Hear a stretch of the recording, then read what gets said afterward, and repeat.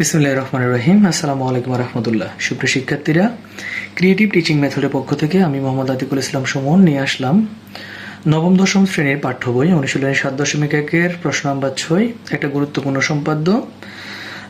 দেখা যাক এখানে কি আছে আমাদের জন্য। একটা ত্রিভুজের পরিসীমা দেওয়া আছে, সমবাহু ত্রিভুজ আঁকতে হবে। তাহলে ত্রিভুজের পরিসীমা মানে বুঝতে হবে যে এখানে ত্রিভুজের 3 বাহুর সমষ্টি দেওয়া হয়েছে। 3 বাহু থেকে এক বাহুকে আমাকে আলাদা করে নিতে হবে। অনেকে ভাবতে পারেন বিষয়টা সহজ, যদি 3 বাহু যদি 9 সেন্টিমিটার হয় আমি 3 দিয়ে ভাগ করে নিতে পারবেন। যদি 12 সেন্টিমিটার হয় আমি 3 দিয়ে ভাগ করে 4 করে নিব, তাও সমস্যা নাই। কিন্তু যদি এরকম হয় যে 3 বাহুর সমষ্টি 11.3 সেন্টিমিটার, তাহলে পয়েন্ট আকারে কিন্তু করা যাবে না।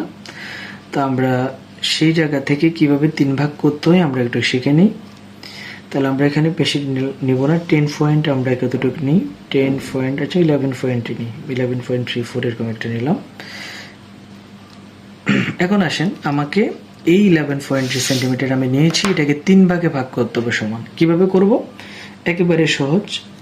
আনুমানিকভাবে রেখার বিপরীত পাশে এখানে একটা যেতটুকু মেজারমেন্ট দেব ব্যাসার্ধ, ঠিক তার অপোজিট পাশে এখানে ঠিক ততটুকুই মেজারমেন্ট দিব। কেন নিশ্চয়ই বুঝতে পেরেছি। আমরা একটা নির্দিষ্ট পরিমাণ সমপরিমাণে কোণ আঁকবো, যে কোনো কোণ আঁকতে পারি। তো আমি এখানে একটা কোণ আনুমানিক এঁকে নিলাম, ঠিক এখানেও সেম, ওইখানে যাই কোণটা এঁকেছি আমি এখানেও কি করতে হবে, সেম কোণটা আঁকবো। কোণটা কানেক্ট করার পর এটা অনেকটা জেড এর মতো হয়ে যাবে। এই যে দেখেন, এটা যখন আমরা কানেক্ট করব দেখা যাচ্ছে যে এটা কিছুটা কার মতো হয়ে যাচ্ছে, জেড। নিচে দেখি এবার, এই যে অনেকটা কিসের মতো, জেড এর মতো ওকে দেখাচ্ছে। এই আমরা কানেক্ট করে ফেললাম।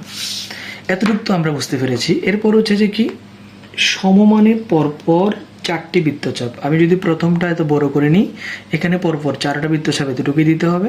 তো আমি প্রথমটা এতটুকু নিলাম, 1, দেখেন কিভাবে করতে হবে। দ্বিতীয়টা দিয়ে দিলাম 2, ঠিক এখানেও আমরা একই কাজ করব। 4টা বৃত্তচাপ সমমানের, তাহলে 2টা গেল, 3, অ্যান্ড এখানে সেম টু সেম, অ্যান্ড 4 হয়ে গেল 4টা।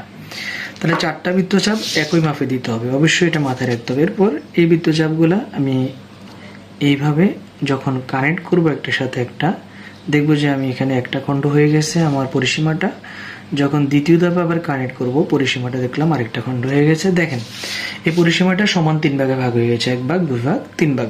মেজারমেন্ট নিয়ে দেখবেন, মেপে দেখবেন, আপনি 3টা ভাগে পেয়ে গেলেন। আমি এটার নাম দিলাম ফি। তাহলে পি কে আমরা কয় ভাগে ভাগ করেছি, 3 ভাগে সমান ভাগ করেছি। এবার আমরা চিত্রটা আঁকবো সমবাহু ত্রিভুজ। তো আমরা এখানে যে কোনো রশ্মি একটা নিব, বিই, যে কোনো একটা মান নিলাম, বিই। এবার বিই থেকে ফি/3 মানে ফি এর 3 ভাগের 1 ভাগ, ফি/3 দেখা যাচ্ছে শিক্ষার্থীরা, স্পষ্ট দেখেন। ফি/3 মানে ফি এর 3 ভাগের 1 ভাগ। আমি কেটে নিলাম, কেটে নিয়ে আমি বি বিন্দু থেকে বি থেকে কেটে নিব। এখানে একটা চাপ দিব, ঠিক উপরে একটা চাপ দিব, এবং এখানে যেটা কেটে নিয়েছি সেখান থেকে আরেকটা কেটে নিব। হয়ে গেল আমাদের সমবাহু ত্রিভুজ, যার 3 বাহু সমান হবে। তাহলে আমি এখন কানেক্ট করে দিব।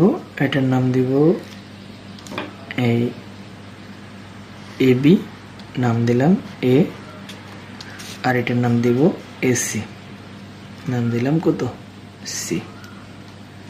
তাহলে একটা সি আর একটা হচ্ছে কি আমাদের বি। তাহলে এবিসি একটা উদ্দিষ্ট সমবাহু ত্রিভুজ। আশা করি অঙ্কনটা বুঝতে পেরেছে আমার শিক্ষার্থীরা। অনেক বেশি গুরুত্বপূর্ণ সম্পাদ্যের মধ্যে এটাও একটি। পাশে থাকবেন, পরবর্তী ক্লাসের জন্য অপেক্ষায় থাকবেন। আল্লাহ হাফেজ, আসসালামু আলাইকুম রহমতুল্লাহ।